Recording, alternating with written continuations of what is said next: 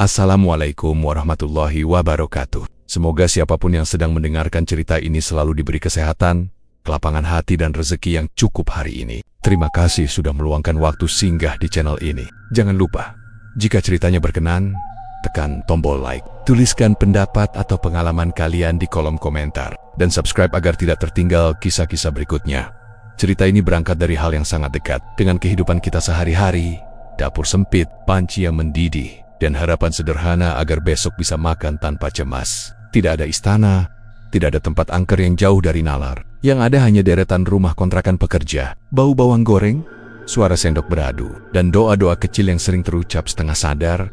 Di salah satu dapur itulah Rina biasa berdiri setiap pagi. Tangannya cekatan, wajahnya tenang, seperti seseorang yang sudah lama berdamai dengan lelah. Ia tidak sedang mencari kekayaan, hanya ingin semuanya cukup.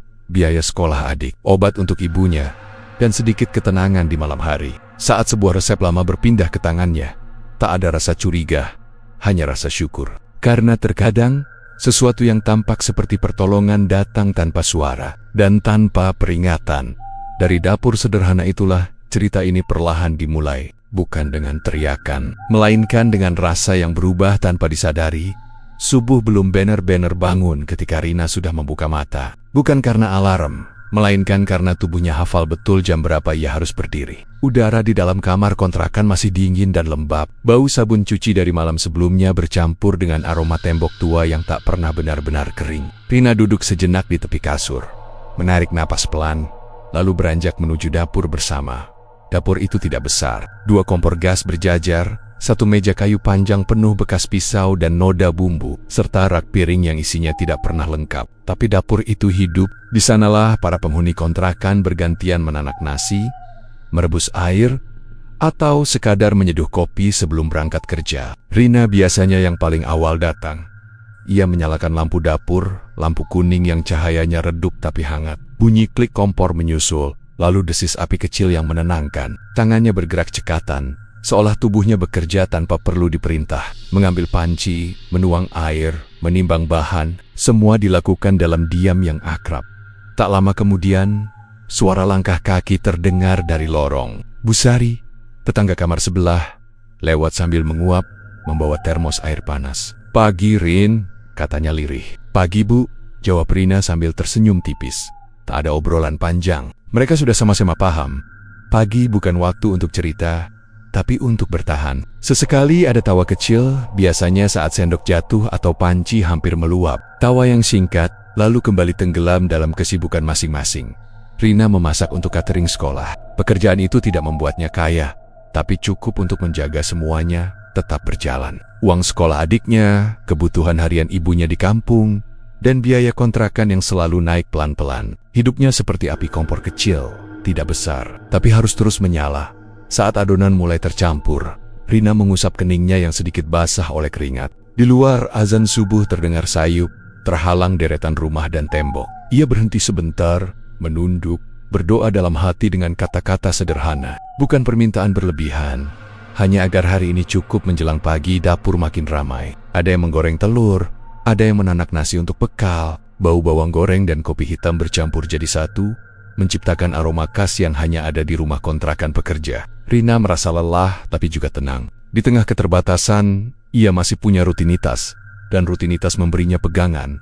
Tak ada hal aneh pagi itu. Tidak ada suara asing, tidak ada bayangan ganjil, hanya panci yang mendidih, sendok yang beradu, dan napas Rina yang sedikit berat. Namun di balik semua itu, kebutuhan hidup terus menekan, pelan tapi pasti. Seperti tangan tak terlihat yang mendorong dari belakang, memaksa Rina untuk terus melangkah. Bahkan saat ia sendiri belum tahu sampai kapan tenaga itu akan cukup. Lanjutkan. Sarita di Bob 2 dengan alur cerita yang panjang dengan 3.500 karakter. Menggunakan bahasa yang mudah dipahami dan buatkan dengan alur.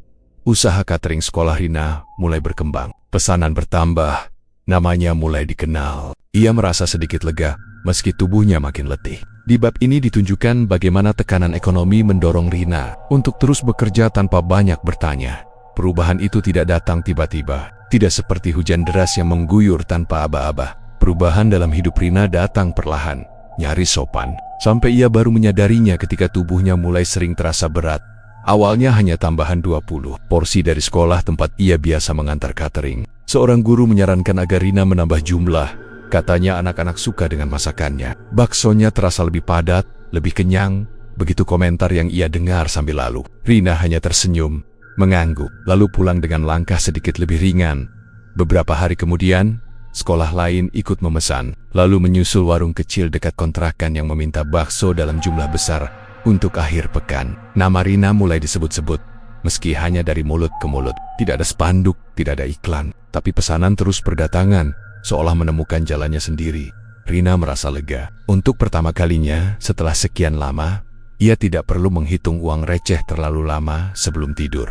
Ia bisa mengirim lebih banyak uang ke kampung, membeli obat ibunya tanpa menunda, dan membayar kontrakan lebih awal. Rasa syukur itu nyata, hangat, meski bercampur dengan kelelahan yang kian menumpuk. Hari-hari Nia menjadi lebih panjang. Ia bangun lebih awal, tidur lebih larut. Tangannya sering pegal, punggungnya terasa kaku saat malam. Tapi setiap kali ia ingin mengeluh, angka-angka di buku catatan kecilnya menahannya. Semua bertambah, semua terlihat menuju arah yang lebih baik. Di dapur kontrakan, beberapa penghuni mulai memperhatikannya. "Sekarang rame, Rin," ujar Pak Joko suatu pagi sambil mengikat tali sepatu. "Iya Pak, alhamdulillah," jawab Rina singkat. Ia tidak bercerita lebih jauh, bukan karena menyembunyikan apapun, tapi karena terlalu lelah untuk menjelaskan. Lagi pula, siapa yang benar-benar ingin mendengar kisah lelah orang lain? Semua orang di kontrakan itu sedang sibuk bertahan dengan caranya masing-masing. Rina mulai jarang duduk santai di sore hari. Waktu yang dulu ia pakai untuk menelepon ibunya atau sekadar diam di teras, kini diisi dengan mencuci peralatan, mencatat pesanan, dan menyiapkan bahan untuk esok hari. Tubuhnya bekerja seperti mesin yang dipaksa berjalan sedikit lebih cepat dari seharusnya. Sesekali, ada rasa ragu kecil yang muncul saat melihat jumlah bahan yang terasa cukup meski ia yakin membelinya tidak sebanyak itu, atau ketika adonan terasa lebih berat di tangan, padahal tak ada yang ia ubah. Tapi pikiran itu cepat ditepis. Rina tidak punya ruang untuk curiga. Baginya, ini bukan waktu untuk bertanya terlalu banyak. Tekanan hidup terlalu nyata, terlalu dekat. Setiap hari tanpa pemasukan berarti kekhawatiran baru. Jadi ketika kesempatan dating dalam bentuk pesanan yang terus mengalir, Rina memilih menerimanya apa adanya. Ia terus bekerja, menundukkan kepala, dan melangkah maju. Tidak menyadari bahwa dalam kelegaan yang perlahan tumbuh itu, ada sesuatu yang mulai menuntut balas dengan caranya sendiri. Namun untuk saat ini, Rina hanya ingin percaya. Selama dapurnya tetap menyala, hidupnya akan baik-baik saja. Lanjutkan cerita di bab 3 dengan alur. Cerita yang panjang dengan 3.500 karakter. Menggunakan bahasa yang mudah dipahami dan buatkan dengan alur. Rina menemukan buku resep tua dari seorang rekan kerja lama yang pindah kontrakan. Buku itu tampak usang, penuh catatan tangan. Tidak ada unsur gaib yang mencolok. Hanya resep bakso yang aneh, tapi masuk akal di permukaan. Rina menerimanya sebagai keberuntungan kecil. Buku itu datang di hari yang biasa saja, di sela-sela kesibukan yang membuat waktu terasa menipis. Pagi itu, Rina sedang mencuci panci ketika dia, rekan kerja lama di catering yang dulu satu kontrakan, datang membawa kardus berisi barang-barang kecil. Dia akan pindah ke tempat yang lebih dekat dengan tempat kerjanya. Tidak ada perpisahan besar, hanya salam singkat dan janji yang diucapkan setengah bercanda untuk saling berkunjung.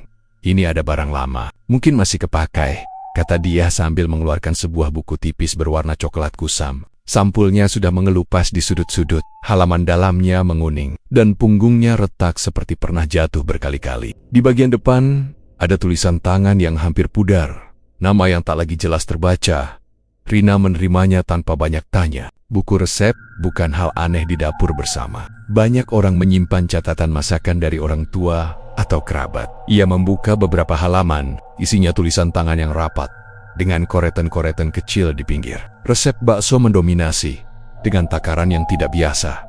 Bukan gram, bukan sendok, melainkan secukupnya, sampai terasa berat. Hingga adonan tidak meminta tambahan, kalimat-kalimat itu terdengar aneh, tapi tidak menakutkan. Lebih seperti kebiasaan orang lama yang memasak dengan rasa, bukan angka. Rina tersenyum kecil. Ia terbiasa dengan resep yang fleksibel. Lagi pula, siapa yang menimbang tepat setiap kali memasak di dapur kontrakan? Di beberapa halaman, ada catatan kecil yang ditulis lebih tipis, seolah ditambahkan belakangan, tentang waktu memasak yang disarankan, tentang adonan yang sebaiknya diuleni dalam diam agar rasa tidak pecah. Ada juga larangan kecil yang terdengar seperti nasihat dapur. Jangan menyebut nama orang saat mencampur adonan. Jangan mencicipi sebelum air benar-benar mendidih. Semua masih masuk akal. Setidaknya bagi Rina, ia menyelipkan buku itu ke dalam tas kainnya. Dalam hati, ia menganggapnya keberuntungan kecil. Tambahan ilmu, tambahan kemungkinan, di tengah pesanan yang terus bertambah. Menemukan resep baru terasa seperti menemukan pegangan. Malamnya, setelah dapur sedikit lengang, Rina duduk di meja kayu dan membaca buku itu lebih teliti. Jarinya mengikuti lekuk tulisan, berhenti di bagian-bagian yang terasa janggal, lalu bergerak lagi. Tidak ada gambar aneh, tidak ada simbol yang mencolok. Hanya noda minyak lama dan bekas cipratan air yang membentuk pola tak beraturan. Keesokan paginya, ia mencoba satu resep, tidak sepenuhnya diikuti.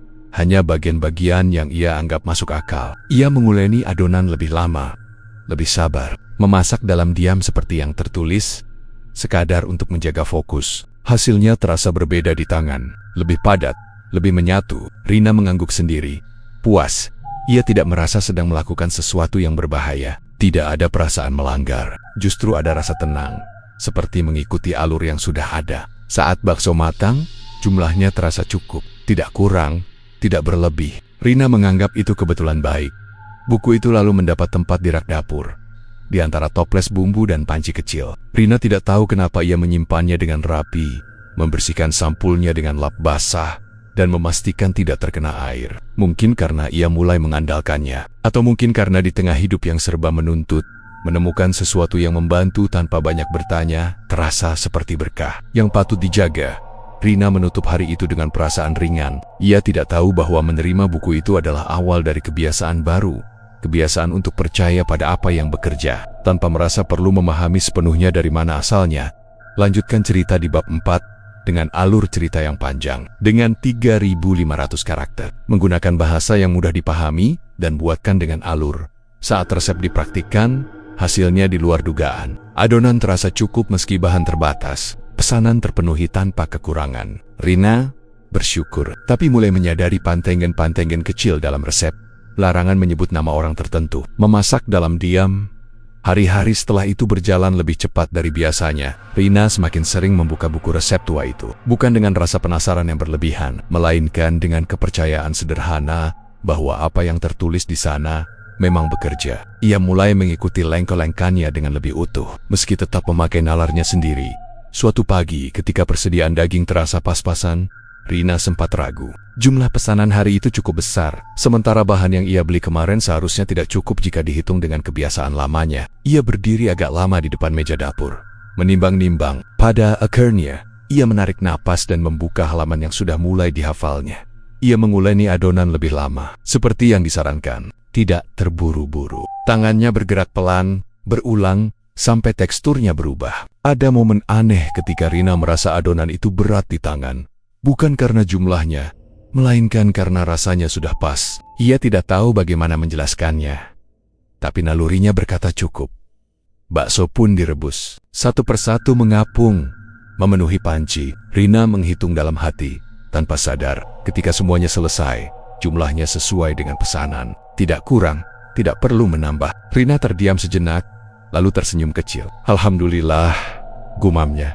Kelegaan itu datang berulang kali di hari-hari berikutnya. Setiap kali bahan terasa mepet, hasil akhirnya selalu mencukupi. Pesanan terpenuhi, pelanggan puas. Rina mulai mengirim pesanan kedua sekolah tambahan tanpa harus panik soal persediaan. Uang masuk lebih teratur, hidup terasa sedikit lebih longgar.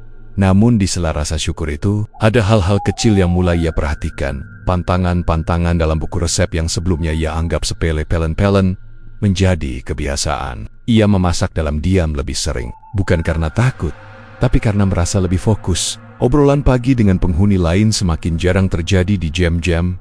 Ia menguleni adonan. Ada satu catatan yang selalu membuatnya berhenti sejenak. Larangan menyebut nama orang yang disayang saat memasak. Awalnya Rina menganggapnya aneh, tapi tidak mengganggu. Banyak orang punya kepercayaan dapur masing-masing. Ia menurutinya tanpa banyak pikir, seperti orang yang mengikuti kebiasaan lama tanpa tahu asal-usulnya. Kadang, tanpa sengaja, nama ibunya hampir terucap di bibir saat Rina lelah. Ia segera menahannya, merasa sedikit tidak enak tanpa tahu kenapa. Bukan takut, lebih seperti perasaan tidak pantas. Seolah dapur itu meminta sesuatu yang lebih tenang, lebih kosong. Suasana dapur pun terasa berbeda, bukan menakutkan, hanya lebih hening. Bunyi panci mendidih terdengar lebih jelas. Detak jam dinding terasa lebih lambat. Rina sering larut dalam pekerjaannya sampai lupa waktu. Ia tidak merasa terganggu, justru merasa tertib. Beberapa penghuni kontrakan mulai memperhatikan perubahan itu. "Sekarang masakannya makin cepat ya, Rin," kata Bu Sari suatu pagi. "Iya, Bu, lagi banyak pesanan," jawab Rina sambil tersenyum. Ia tidak menceritakan soal buku resep. Tidak karena sengaja menyembunyikan, tapi karena merasa itu bukan hal penting. Baginya, yang penting adalah hasil, dan hasilnya baik. Setiap malam sebelum tidur, Rina menuliskan jumlah pesanan dan pemasukan di buku catatan kecil. Angkanya stabil, bahkan meningkat. Ia menutup buku itu dengan rasa syukur yang tulus. Di tengah hidup yang keras, menemukan ritme yang pas terasa seperti hadiah. Rina tidak menyadari bahwa cukup yang ia rasakan di tangannya. Perlahan menjalar ke tempat lain, mengisi hari-harinya, sekaligus mengosongkan ruang-ruang kecil yang dulu hangat tanpa ia sadari. Lanjutkan. Seri tadi Bob 5 dengan alur cerita yang panjang dengan 3.500 karakter. Menggunakan bahasa yang mudah dipahami dan buatkan dengan alur setiap mencicipi masakan sendiri. Rina merasakan pahit yang tak bisa dijelaskan. Pelanggan tidak mengeluh, justru memuji. Secara perlahan, Rina merasa kehilangan selera makan dan emosi. Hubungannya dengan keluarga menjadi hambar, dingin, tanpa konflik yang jelas. Perubahan itu pertama kali terasa di lidah Rina. Bukan sesuatu yang langsung membuatnya berhenti bekerja. Hanya rasa pahit tipis yang muncul setiap kali ia mencicipi masakannya sendiri. Awalnya ia mengira itu karena kelelahan atau kopi pagi yang terlalu pekat. Ia meneguk air, menarik napas, lalu melanjutkan pekerjaan seperti biasa. Anehnya, rasa pahit itu tidak pernah dikeluhkan pelanggan. Anak-anak sekolah tetap menghabiskan baksonya. Guru-guru memuji kuahnya yang terasa nendang. Bahkan ada yang bilang rasanya semakin matang dari hari ke hari. Rina mendengar semua itu dengan senyum sopan. Meski di dalam dadanya muncul kebingungan kecil yang tak ia beri nama, ia mulai jarang makan. Bukan karena tidak lapar, tapi karena tak ada dorongan. Saat mencicipi untuk memastikan rasa, pahit itu selalu datang di akhir. Seperti jejak yang tertinggal terlalu lama. Rina memilih berhenti setelah satu suap. Ia bilang pada dirinya sendiri bahwa makan nanti saja, setelah pekerjaan selesai. Namun nanti itu sering tak pernah datang. Tubuhnya tetap bergerak, tangannya tetap cekatan, tapi ada sesuatu yang terasa berkurang. Rina menyadarinya suatu malam ketika ibunya menelepon dari kampung. Biasanya ia akan mendengarkan lama, menanyakan hal-hal kecil, menanggapi dengan perhatian. Malam itu, jawabannya singkat-singkat, tidak kasar, tidak dingin, hanya datar. "Iya, Bu, nanti Rina kirim uang." "Sehat, Bu." Setelah menutup telepon, Rina menatap layar ponselnya cukup lama. Ia tahu seharusnya ada rasa rindu, atau setidaknya khawatir. Tapi yang ia rasakan hanya kelelahan yang kosong. Tidak sedih, tidak kesal, hanya ingin tidur. Hal yang sama terjadi saat berbicara dengan adiknya. Pesan-pesan panjang dibacanya sepintas, dibalas seperlunya. Ia tidak marah, tidak jengkel. Perasaan itu seperti memudar perlahan, tanpa suara. Tidak ada pertengkaran, tidak ada tangisan. Hubungan mereka tetap utuh di permukaan, tapi hangatnya menghilang entah kemana. Di dapur kontrakan, Rina semakin jarang ikut mengobrol. Ia hadir secara fisik, tapi pikirannya seperti berada di tempat lain. Saat Bu Sari bercerita tentang cucunya, Rina mendengarkan sambil mengangguk. Tapi kata-kata itu tidak benar-benar tinggal. Ia tidak merasa terganggu oleh perubahan itu. Justru terasa lebih ringan, lebih fokus. Namun di malam hari, ketika ia sendirian di kamar, rasa pahit itu sering kembali tanpa sebab. Bukan di lidah, melainkan di dada. Rina duduk di tepi kasur, mencoba mengingat kapan terakhir kali ia tertawa lepas atau merasa terharu. Ingatan itu terasa jauh, seperti milik orang lain. Ia menatap tangannya sendiri. Tangan yang setiap hari memberi makan banyak orang. Tangan yang bekerja tanpa henti. Tapi, entah sejak kapan, tangan itu tidak lagi terasa hangat bagi dirinya sendiri.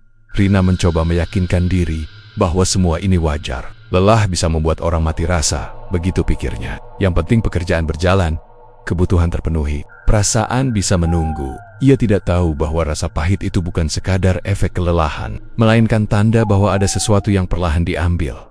Bukan dari tubuhnya, tapi dari ruang paling dalam yang selama ini membuatnya tetap manusia. Lanjutkan. Seri tadi Bob 6 dengan alur cerita yang panjang dengan 3.500 karakter. Menggunakan bahasa yang mudah dipahami dan buatkan dengan alur, Rina mulai terbiasa memasak dalam keheningan. Dapur terasa lebih sunyi dari biasanya. Ia merasa diawasi, bukan oleh sesuatu yang terlihat, melainkan oleh kewajiban tak tertulis. Buku resep seakan menuntun, bukan lagi sekadar dibaca, keheningan datang tanpa disadari. Seperti kabut tipis yang perlahan memenuhi dapur. Rina tidak ingat kapan terakhir kali ia memutar radio kecil di sudut rak, atau ikut menanggapi sapaan pagi dengan cerita ringan. Yang ia ingat hanya satu. Memasak terasa lebih mudah ketika ia diam, pagi-pagi buta. Dapur kontrakan masih gelap saat Rina menyalakan lampu. Cahaya kuning jatuh di meja kayu, memantulkan bayangan botol bumbu dan panci yang tergantung. Ia berdiri di sana, menarik napas, lalu mulai bekerja. Tanpa salam, tanpa gumaman. Diam yang terasa tepat, seperti aturan yang tidak pernah tertulis. Buku resep kini jarang banner-banner ia bakar. Letaknya tetap di rak, terbuka pada halaman tertentu, tapi Rina tidak lagi menelusuri kata per kata. Tangannya bergerak seolah sudah tahu apa yang harus dilakukan. Menguleni sampai cukup. Menunggu sampai air siap. Ia tidak bisa menjelaskan bagaimana ia tahu. Ia hanya tahu, keheningan itu bukan sunyi yang menakutkan. Tidak ada suara aneh, tidak ada bayangan di sudut mata. Justru sebaliknya, dapur terasa tertib, terkendali. Setiap bunyi menjadi jelas. Detak jam dinding, air yang mulai bergetar sebelum mendidih, napasnya sendiri yang teratur. Rina merasa berada di dalam ruang yang menuntut keseriusan. Bukan ketakutan, namun di balik itu ada perasaan lain yang mulai muncul. Seperti ada sesuatu yang menunggu, bukan untuk dilihat, melainkan untuk dipenuhi. Bukan ancaman, lebih seperti kewajiban yang harus ditaati agar semuanya tetap berjalan. Jika ia berhenti terlalu lama, ada rasa tidak nyaman yang muncul di tengkuk, seperti ingatan akan janji yang belum ditepati suatu pagi. Bu Sari mencoba mengajaknya mengobrol lebih lama. "Rin, kamu kok makin pendiam?" tanyanya pelan. Rina tersenyum tipis. "Capek aja, Bu." Jawaban itu cukup. Bu Sari mengangguk dan kembali ke urusannya. Rinald, ia tidak ingin menjelaskan perasaan yang bahkan ia sendiri tidak paham. Diam terasa lebih aman. Saat memasak, Rina kadang melirik buku resep tanpa sadar. Bukan untuk membaca, melainkan memastikan keberadaannya. Seperti memastikan sesuatu masih ada di tempatnya. Buku itu seolah bukan benda mati lagi, melainkan penunjuk arah yang halus. Tidak memaksa, tidak memanggil, tapi selalu hadir. Ia mulai menyadari pola kecil. Jika ia mengikuti alur yang terasa benar, hari berjalan lancar. Pesanan tepat waktu, tenaga cukup. Jika ia mencoba mengubah ritme, berhenti terlalu lama, berbicara terlalu banyak, ada rasa gelisah yang muncul. Seperti dapur itu tidak menyukainya. Rina tidak menyebutnya takut, ia menyebutnya tanggung jawab. Sama seperti kewajiban membayar kontrakan atau mengirim uang ke kampung. Ia menempatkan perasaan itu di kotak yang sama, hal yang harus dilakukan agar hidup tidak berantakan. Malam-malamnya kini lebih sunyi. Ia jarang menonton apapun, jarang menelepon. Duduk di kamar dengan lampu kecil menyala, Rina sering memejamkan mata dan membiarkan hari itu lewat begitu saja. Tidak ada mimpi aneh, tidak ada bayangan, hanya rasa kosong yang semakin akrab. Tanpa disadari, Rina telah belajar satu hal. Selama ia mengikuti apa yang menuntun, semuanya akan tetap cukup. Dan dalam keheningan itu, ia mulai lupa bagaimana rasanya memilih tanpa tuntunan. Lanjutkan. Cerita di bab 7 dengan alur cerita yang panjang dengan 3.500 karakter. Menggunakan bahasa yang mudah dipahami dan buatkan dengan alur. Catatan baru muncul di halaman buku, seolah sebelumnya terlewat, tentang pengganti yang bukan bahan dapur. Tidak dijelaskan bentuknya, hanya makna simbolik, sesuatu yang disayang, yang menghangatkan hidup. Rina mulai gelisah, tapi kebutuhan hidup menahannya untuk berhenti. Rina menyadari catatan itu pada suatu pagi ketika ia membuka buku resep dengan perasaan yang tidak biasa. Bukan karena ada masalah, bukan pula karena ia berniat mencari sesuatu. Tangannya bergerak sendiri, membuka halaman yang selama ini paling sering ia gunakan. Namun di sudut bawah halaman itu, ada tulisan kecil yang membuatnya berhenti bernapas sejenak. Tulisan itu tidak terlihat baru. Tintanya sama pudar, goresannya sama tipis seperti catatan lain di buku itu. Seolah sudah ada sejak awal. Hanya saja selama ini luput dari perhatiannya. Jika adonan mulai selalu cukup, maka pengganti harus disiapkan. Rina membaca ulang kalimat itu pelan-pelan. Di bawahnya tidak ada takaran, tidak ada penjelasan seperti resep lain. Hanya lanjutan tulisan yang lebih samar. Bukan dari dapur, bukan dari pasar. Yang menghangatkan, yang disayang. Jantung Rina berdetak sedikit lebih cepat. Ia menutup buku itu perlahan, seperti takut suaranya terlalu keras. Dapur pagi itu tetap sama. Lampu kuning, panci, bau air mentah, tidak ada yang berubah. Namun ada rasa dingin tipis yang menjalar di punggungnya. Bukan karena takut, melainkan karena pengertian yang datang terlalu pelan tapi pasti. Ia duduk di kursi kayu, menatap meja kosong. Pikiran-pikiran yang selama ini ia dorong ke belakang, kini muncul satu persatu. Rasa pahit di lidah, kehampaan yang tumbuh tanpa sebab, keheningan yang terasa seperti aturan. Semua itu tiba-tiba saling terhubung, membentuk makna yang tidak ingin ia terima. Pengganti, gumamnya pelan. Rina tidak langsung panik. Ia tidak menjerit, tidak menangis. Ia hanya duduk, menimbang. Selama ini tidak ada yang benar-benar diminta secara jelas. Tidak ada suara, tidak ada ancaman. Hidupnya berjalan. Pesanan terpenuhi. Semua cukup. Ia mencoba meyakinkan diri bahwa tulisan itu bisa ditafsirkan macam-macam. Mungkin hanya kiasan. Mungkin maksudnya tenaga, waktu, atau rasa lelah yang memang sudah ia serahkan selama ini. Bukankah itu juga sesuatu yang disayang tubuh? Namun semakin ia mencoba berpikir rasional, semakin kuat rasa tidak nyaman itu tumbuh. Ada batas yang selama ini tidak ia sadari. Dan kini batas itu mulai tampak. Hari itu Rina bekerja dengan gelisah. Tangannya tetap bergerak, tapi pikirannya melayang ke wajah ibunya. Ke suara adiknya yang dulu sering ia dengarkan dengan penuh perhatian. Ke hal-hal kecil yang dulu menghangatkan hidupnya, tapi kini terasa jauh. Ia menyadari sesuatu dengan perasaan hampa. Mungkin ia sudah mulai membayar. Tanpa sadar di sore hari ponselnya bergetar. Pesan dari ibunya masuk, menanyakan kabar, menanyakan apakah Rina sudah makan. Rina menatap layar itu lama. Biasanya ia akan membalas cepat, meski singkat. Kali ini jarinya berhenti di udara. Ia membalas juga. Akhirnya, tapi jawabannya kering.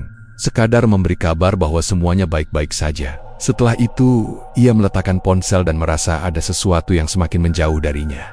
Sesuatu yang dulu hangat, kini terasa seperti kenangan lama. Rina tahu ia seharusnya berhenti, menutup buku itu. Kembali ke cara lama meski lebih sulit. Tapi setiap kali pikiran itu muncul, kebutuhan hidup berdiri di depannya seperti tembok tinggi. Uang sekolah, obat, kontrakan, semua menunggu. Malam itu Rina kembali membuka buku resep. Ia tidak membaca, hanya menatap halaman itu lama sekali. Tidak ada perubahan, tidak ada tulisan baru. Tapi ia tahu, sejak ia menyadarinya, permintaan itu tidak akan hilang. Dan untuk pertama kalinya sejak semua ini dimulai, Rina merasakan sesuatu yang mendekati takut, bukan pada apa yang akan datang, melainkan pada dirinya sendiri. Dan seberapa jauh ia mungkin akan terus melangkah. Lanjutkan cerita di bab 8, dengan alur. Cerita yang panjang dengan 3.500 karakter, menggunakan bahasa yang mudah dipahami dan buatkan dengan alur. Rina menyadari ia tak lagi merasakan iba, rindu, atau takut seperti dulu. Ia tetap berfungsi, tetap bekerja, tapi hatinya seperti ditarik menjauh. Orang-orang di sekitarnya merasa asing dengan perubahan itu. Meski tak ada yang berani bertanya, Rina menyadarinya pada suatu pagi yang seharusnya membuatnya khawatir. Seorang anak tetangga kontrakan jatuh dari sepeda di depan gang, lututnya berdarah, tangisnya keras memecah sunyi. Beberapa orang bergegas menghampiri. Rina melihatnya dari dapur, dari balik uap panci yang mengepul. Ia menunggu sesuatu muncul di dadanya. Iba, refleks untuk menolong, atau setidaknya rasa tidak enak. Namun yang datang hanya satu pikiran sederhana. Air sudah hampir mendidih. Bakso harus segera dimasukkan. Rina kembali membelakangi pintu dapur. Bukan karena ia sengaja mengabaikan. Ia tidak merasa jahat. Ia hanya tidak merasa apa-apa. Hari-hari berikutnya memperjelas kenyataan itu. Ia masih bangun pagi, masih memasak dengan rapi, masih mengantar pesanan tepat waktu. Semua berjalan seperti mesin yang terawat baik. Namun reaksi-reaksi kecil yang dulu otomatis kini tidak lagi hadir. Saat ibunya mengeluh lelah di telepon, Rina mendengarkan tanpa terganggu, tapi juga tanpa tersentuh. Saat adiknya bercerita tentang ketakutannya menghadapi ujian sekolah, Rina memberi nasihat dengan nada datar, seperti membaca petunjuk di belakang kemasan. Kata-katanya tepat, tapi kosong. Ia tidak merasa bersalah, tidak juga merasa lega. Hatinya seperti ditarik pelen-pelen menjauh dari tubuhnya, meninggalkan ruang yang bersih, rapi dan dingin di dapur kontrakan. Perubahan itu mulai terasa oleh orang lain. Bu Sari memperhatikan Rina yang kini jarang tersenyum, jarang menyahut. Pak Joko pernah mencoba bercanda, menyinggung betapa sibuknya Rina sekarang. Candaan itu dijawab dengan anggukan sopan, tanpa tawa. "Rina capek banget ya?" tanya Bu Sari suatu sore. Setengah khawatir, Rina berhenti sebentar mencuci peralatan. Ia memikirkan pertanyaan itu dengan sungguh-sungguh, mencari jawaban yang jujur. "Enggak, Bu," katanya akhirnya. Dan ia memang tidak merasa capek. Ia hanya kosong. Jawaban itu membuat Bu Sari terdiam. Ada sesuatu di wajah Rina yang terasa asing, tapi tidak mengancam. lebih seperti pintu yang tertutup rapi. Tidak ada yang berani mengetuknya terlalu keras. Rina sendiri mulai menyadari keanehan itu saat malam tiba. Ia duduk di kamar, lampu menyala redup, ponsel tergeletak tanpa disentuh. Tidak ada dorongan untuk membuka pesan, tidak ada rasa takut akan kesepian. Sunyi tidak lagi terasa sebagai kekurangan. Sunyi hanya ada. Ia mencoba mengingat kapan terakhir kali ia menangis. Ingatan itu tidak datang. Ia mencoba mengingat kapan terakhir kali ia merasa takut kehilangan. Yang muncul justru daftar pesanan esok hari, jumlah porsi, waktu antar, buku resep tetap di rak dapur. Rina jarang membukanya sekarang. Tidak, semua sudah tertanam di tubuhnya. Kadang ia merasa seperti sedang mengikuti irama yang tidak terdengar, tapi selalu tepat. Dan selama ia mengikuti irama itu, hidup berjalan lancar. Namun di sudut kesadarannya, ada satu pemikiran yang sesekali muncul, cepat ditepis. Jika semua ini terus berlanjut, apalagi yang akan hilang? Pertanyaan itu tidak membuatnya panik, tidak membuatnya berhenti. Ia hanya mencatatnya seperti mencatat rasa pahit di lidah. Sesuatu yang ada, tapi tidak perlu diributkan. Rina tetap berfungsi, tetap bekerja, tetap hidup. Dan justru disitulah letak keganjilannya. Karena ia mulai merasa bahwa tetap hidup tidak lagi membutuhkan kehadiran hati. Lanjutkan cerita di bab 9, dengan alur cerita yang panjang dengan 3.500 karakter, menggunakan bahasa yang mudah dipahami dan buatkan dengan alur. Rina dihadapkan pada konsekuensi nyata, bukan ancaman, bukan teror, melainkan situasi hidup yang memaksanya memilih antara berhenti dan kehilangan segalanya, atau melanjutkan dengan menyerahkan sesuatu yang tak bisa diganti. Di sini konflik batin mencapai puncaknya. Situasi itu datang tanpa suara keras, tanpa tanda-tanda gaib yang dramatis, justru hadir dalam bentuk paling biasa. Angka-angka di buku catatan Rina. Suatu malam, setelah semua pesanan selesai dan dapur kembali sunyi, Rina duduk menghitung pemasukan. Ia berhenti cukup lama di satu halaman. Ada yang janggal, bukan kekurangan, melainkan ketergantungan. Ia menyadari bahwa seluruh hidupnya kini bertumpu pada satu ritme yang sama. Jika ia berhenti memasak dengan cara itu, semuanya akan runtuh bersamaan. Sekolah-sekolah sudah mengandalkannya. Uang kontrakan dibayar dari keuntungan yang stabil. Obat ibunya, biaya hidup adiknya, semua mengalir dari dapur itu. Tidak ada tabungan besar, tidak ada rencana cadangan. Hanya besok, lusa, dan seterusnya, selama dapur menyala. Malam itu, Rina mencoba melakukan sesuatu yang sudah lama tidak ia lakukan. Ia memasak tanpa mengikuti alur yang terasa benar. Ia membuka buku resep lama, mencoba kembali ke cara awalnya dulu. Mengobrol sedikit di dapur, menyebut nama ibunya tanpa sadar, mencicipi dengan niat. Hasilnya, tidak gop, tapi tidak cukup. Jumlah bakso yang dihasilkan berkurang. Tidak drastis, tapi cukup untuk membuat satu pesanan tertunda. Rina menatap panci yang hampir kosong dengan perasaan asing panik. Bukan takut, tapi panik yang praktis, dingin, seperti melihat waktu yang tiba-tiba dipercepat. Hari itu, satu sekolah menelepon, menanyakan keterlambatan. Rina meminta maaf, berjanji besok akan lengkap. Setelah menutup telepon, ia duduk lama di dapur. Tangannya gemetar sedikit. Reaksi pertama yang terasa, seperti emosi setelah sekian lama. Ia akhirnya membuka buku resep itu lagi. Halaman dengan catatan tentang pengganti terasa lebih berat dari sebelumnya. Tidak ada tulisan baru, tidak ada penjelasan tambahan, tapi Rina kini mengerti bahwa pilihan itu bukan tentang melakukan atau tidak melakukan ritual tertentu. Pilihan itu tentang apa yang ia relakan pergi. Ia mulai menyadari apa saja yang sudah menjauh darinya. Rasa iba, rindu, hangat, hal-hal itu seperti dipungut satu persatu, tanpa ia sadari, sebagai pembayaran awal. Dan kini, yang diminta selanjutnya bukan lagi sesuatu yang abstrak. Ia teringat suara ibunya di telepon. Ingat wajah adiknya yang dulu sering ia bayangkan saat bekerja keras. Semua itu kini terasa seperti foto lama, jelas, tapi tidak lagi menyentuh. Jika ia berhenti sekarang, ia akan kehilangan usaha, kestabilan, dan mungkin masa depan yang sudah hampir ia genggam. Jika ia melanjutkan, ia tahu akan ada sesuatu yang benar-benar hilang. Sesuatu yang tidak bisa dikirim ulang, tidak bisa ditebus dengan uang. Tidak ada suara yang memaksanya, tidak ada bayangan yang mengancam. Justru itulah yang membuatnya lebih kejam. Pilihan itu sepenuhnya miliknya. Rina berdiri di dapur, mematikan kompor, lalu menyalakannya kembali. Gerakan kecil, tapi berat. Ia sadar bahwa apapun yang ia pilih, hidupnya tidak akan kembali seperti semula. Malam itu, Rina tidak menangis. Ia hanya duduk, menatap panci kosong, dan menyadari satu hal dengan jelas dalam hidup. Tidak semua rezeki datang untuk disyukuri, sebagian datang untuk menguji seberapa jauh seseorang bersedia kehilangan dirinya sendiri. Lanjutkan cerita di bab 10 dengan alur cerita yang panjang dengan 3.500 karakter, menggunakan bahasa yang mudah dipahami, dan buatkan dengan alur cerita ditutup dengan keputusan Rina dan dampaknya. Tidak ada kemenangan mutlak, usaha mungkin bertahan, atau mungkin runtuh, namun yang jelas, ada bagian dari dirinya yang hilang selamanya. Pesan moral disampaikan secara sunyi. Pesugihan bukan tentang apa yang didapat, melainkan apa yang perlahan diambil tanpa kita sadari. Berikan disclaimer bahwa cerita ini sebatas fiktif. Keputusan Rina tidak pernah diucapkan dengan kata-kata. Tidak ada sumpah, tidak ada janji, tidak ada ritual yang terlihat. Ia hanya berdiri di dapur pada suatu subuh yang sunyi, menatap panci, lalu melanjutkan pekerjaannya seperti biasa. Tangannya bergerak mengikuti alur yang sudah tertanam, diam, teratur, tepat. Hari-hari setelah itu berjalan lancar. Terlalu lancar, bahkan pesanan kembali terpenuhi tanpa celah. Tidak ada keterlambatan, tidak ada kekurangan. Sekolah-sekolah puas, uang mengalir stabil. Rina membayar kontrakan lebih awal, mengirim uang ke kampung tepat waktu. Dari luar, hidupnya tampak rapi. Sebuah keberhasilan kecil yang dicapai dengan kerja keras. Namun ada sesuatu yang tidak ikut kembali.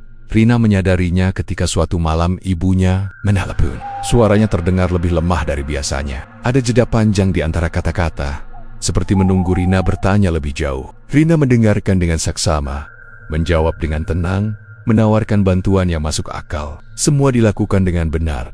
Tapi setelah telepon ditutup, tidak ada rasa apapun yang tersisa. Tidak simas, tidak takut kehilangan, tidak pula lega. Hanya kesadaran dingin bahwa ia telah melakukan bagian yang perlu. Tanpa keterlibatan hati, di dapur kontrakan, orang-orang tetap menyapanya. Rina tetap membalas dengan sopan. Tidak ada konflik, tidak ada pertengkaran, hanya jarak yang tidak bisa dijelaskan. Bu Sari suatu kali memandangnya lebih lama dari biasanya, lalu tersenyum canggung dan berlalu. Tidak ada yang berani bertanya apa yang berubah, karena tidak ada satupun perubahan yang bisa ditunjuk dengan jelas.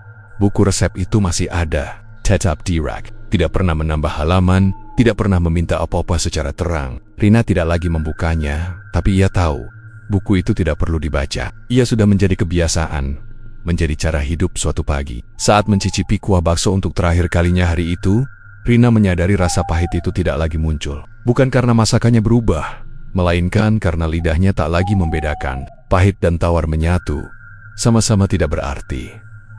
Ia menatap pantulan dirinya di permukaan panci. Wajah itu tampak tenang, bahkan kuat. Tidak ada air mata, tidak ada penyesalan yang meledak. Namun di balik ketenangan itu, Rina tahu ada sesuatu yang telah pergi tanpa pamit. Sesuatu yang dulu membuat lelah terasa layak, dan harapan terasa hangat. Usahanya bertahan, hidupnya berjalan. Tapi Rina tidak lagi menunggu apapun dari hari esok selain keberlanjutan. Tidak ada kemenangan mutlak di sana. Tidak ada kekalahan yang dramatis. Hanya sisa-sisa kehidupan yang terus berfungsi. Dan disitulah kebenaran itu berdiam, sunyi dan pelan. Pesugihan tidak selalu datang dengan kegelapan yang menakutkan. Kadang ia hadir sebagai kecukupan, sebagai jalan pintas yang rapi, hingga tanpa disadari, yang diambil bukanlah harta atau tubuh, melainkan rasa, empati, dan bagian kecil dari kemanusiaan yang tak pernah bisa dikembalikan. Rina mematikan kompor, merapikan dapur, lalu melangkah pergi. Dapur itu tetap menyala esok hari, tapi tidak ada satupun yang benar-benar kembali seperti semula. Cerita ini sepenuhnya bersifat fiktif. Nama tokoh, peristiwa, dan kejadian dalam cerita dibuat untuk kepentingan narasi dan hiburan semata. Tidak dimaksudkan untuk mengajarkan, membenarkan, atau mendorong praktik pesugihan atau kepercayaan tertentu. Pesan moral dalam cerita ini adalah pengingat akan nilai kemanusiaan, kerja keras, dan kesadaran spiritual dalam menghadapi tekanan hidup.